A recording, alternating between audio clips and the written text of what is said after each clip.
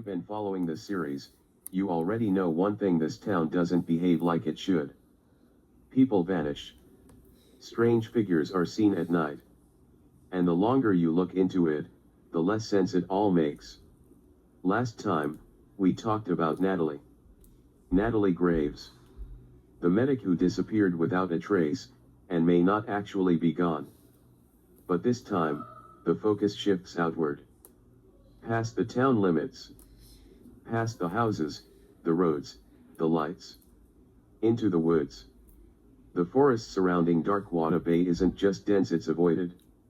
Not in the casual way people avoid hiking trails after dark, but in the way a place gets erased from conversation entirely.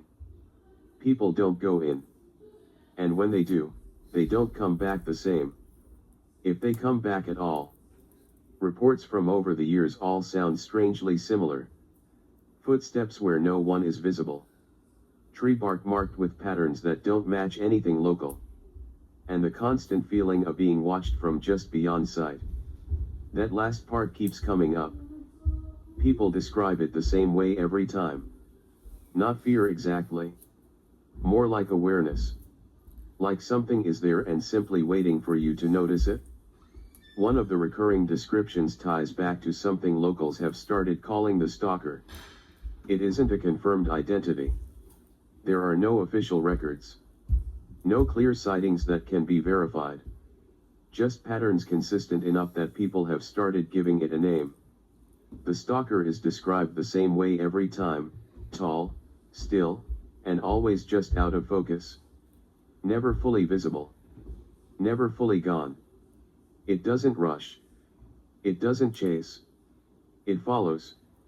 There's a case that gets brought up often in discussions about this. A man named Eric, who lived on the outskirts of town several years ago before leaving suddenly. According to his accounts, something started following him after he spent time near the woods. He never claimed it attacked him. He never even claimed it approached him directly. He just said it was always there. At night, he would hear movement outside his house at the same time every evening. When he checked, there was never anything visible. But each morning, there were footprints. Always in the same place. Always just outside his window. He only saw it once. He described it standing between the trees at the edge of his property. Tall. Unnaturally still.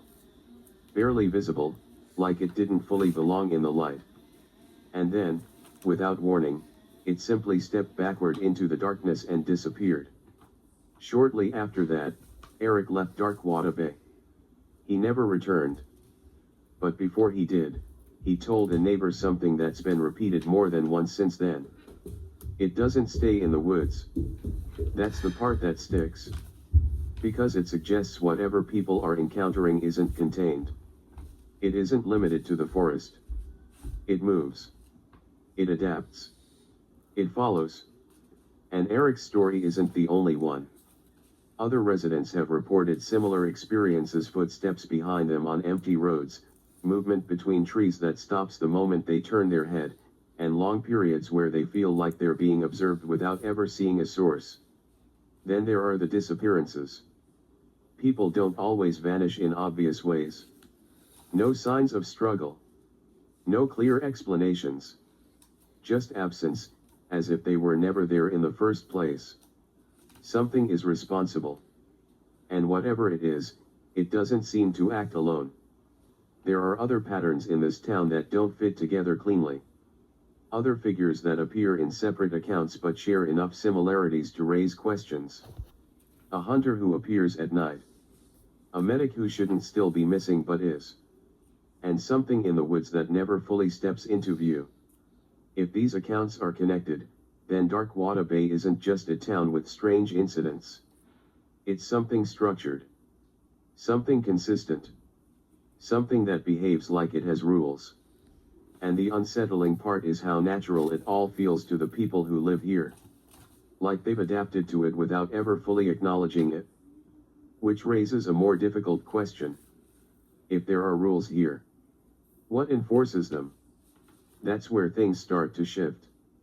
Because buried in older account stories that predate most of the current disappearances, there are mentions of something else. Not a person exactly. Not a figure that can be clearly described. More like a presence associated with authority. With oversight. With control. Something people refer to, carefully, as the Warden. And if even a fraction of those accounts are accurate, then whatever is happening in Darkwater Bay didn't begin recently. It was already in place long before anyone started noticing. And we may only be seeing the surface of it now. If you're still listening, be careful. Because in a place like this, attention goes both ways. And once something notices you, it rarely forgets.